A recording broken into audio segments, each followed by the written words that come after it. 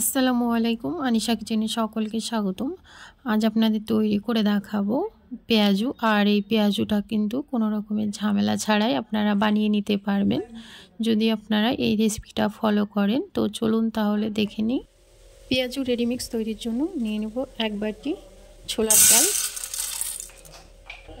আর নেব 1 বাটি খেসারির ডাল, এবার দেব 1 বাটি মসুরির ডাল। আমি এই রকম মিডিয়াম সাইজের একটা বাটি নিয়ে বাটির মাপ করে আমি এখানে 3 রকমের ডাল 3 বাটি নিয়ে নিয়েছি। এবার এটাকে আমি পরিষ্কার করে ধুয়ে নেব। বারবার পানি পাল্টিয়ে কিন্তু এটাকে পরিষ্কার করে ধুয়ে নিতে হবে।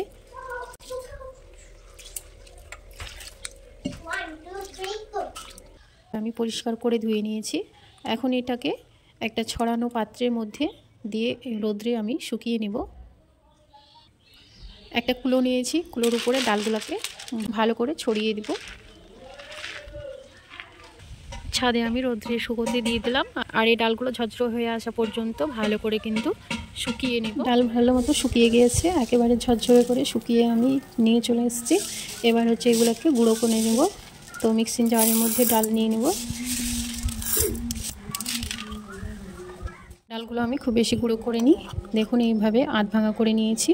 দেখে নিশ্চয়ই বুঝতে পারছেন, কিছুটা পাউডার কিছুটা আধ ভাঙা, এইরকমভাবেই কিন্তু গুঁড়ো করে নিতে হবে। এর থেকে বেশি পাউডার করে ফেলা যাবে না, নয়তো পেঁয়াজগুলো খেতে ভালো লাগবে না।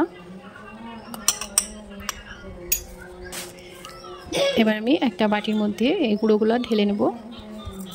সেমভাবে বাকিগুলোকেও গুঁড়ো করে নেব। সবগুলো ডাল গুঁড়ো করে নেওয়া হয়ে গিয়েছে।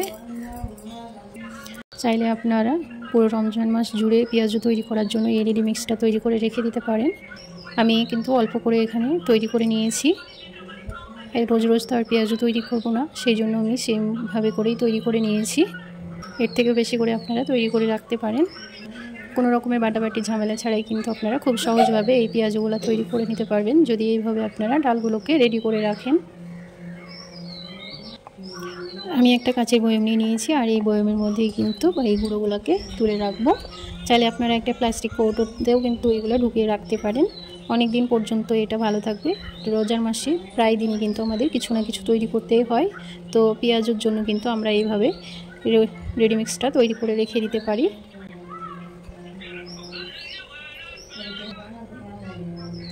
এই রেডিমিক্স দিয়ে আজ আপনাদের পেঁয়াজও তৈরি করে দেখাবো। তার জন্য আমি এখানে 1 বাটি রেডিমিক্সটা নিয়ে নিয়েছি। এর মধ্যে এবার আমি দিয়ে দেবো পানি। যতটা পেঁয়াজু বানাবো তার পরিমাণ অনুযায়ী কিন্তু আমি এখানে ডালের গুঁড়োটা নিয়ে নিয়েছি। আর একটু বেশি করে পানি দিয়ে এই ডালটাকে ভিজিয়ে রাখতে হবে। শুকনো করে রাখলে হবে না, একটু ভেজা ভেজা করে রাখতে হবে। 30 মিনিট আমি এইভাবে এটাকে রেখে দেবো।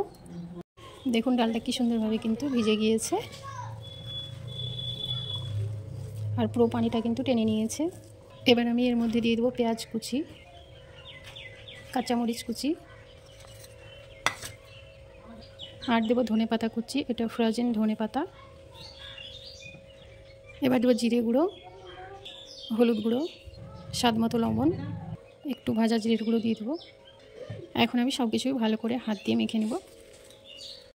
অফ ক্যামেরায় আমি বাইন্ডিংয়ের জন্য একটু বেসন দিয়েছিলাম, যেহেতু একটু ঝরঝরে মনে হচ্ছিলো, সেই জন্য যদি মনে হয় লাগবে তাহলে দিয়ে নেবেন। কড়াইয়ে তেল গরম বসিয়ে দিয়েছি, তেলটা গরম হয়ে এসেছে। এবার একে একে পেঁয়াজগুলো দিয়ে দেবো।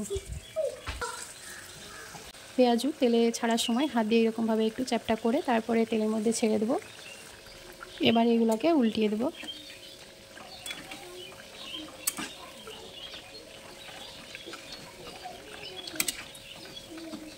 পেঁয়াজগুলো উল্টিয়ে পাল্টিয়ে লাল লাল করে ভেজে নেব।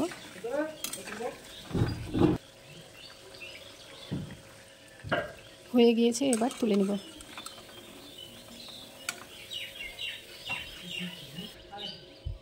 বাকিগুলো ভেজে নেব। সবগুলো পেঁয়াজও ভেজে নেওয়া হয়ে গিয়েছে। এবার দেখা যায় পেঁয়াজগুলো কতটা মচমচে হয়েছে। আপনারা তো দেখতেই পেলেন যে পেঁয়াজগুলো কতটা মুচমুচে হয়েছে। আর এইভাবে করে কিন্তু রেডি করে রাখলে রোজার মাসে অনেকটা হলেও কাজ কমবে। তো এই রেসিপি আপনাদের কেমন লেগেছে অবশ্যই কমেন্ট করে জানাতে ভুলবেন না। ভালো লাগলে একটি লাইক করবেন, পাশে থাকা বেল বাটনটি অবশ্যই ক্লিক করবেন। যখনই ভিডিও আপলোড করব সেই মতো নোটিফিকেশান পৌঁছে যাবে।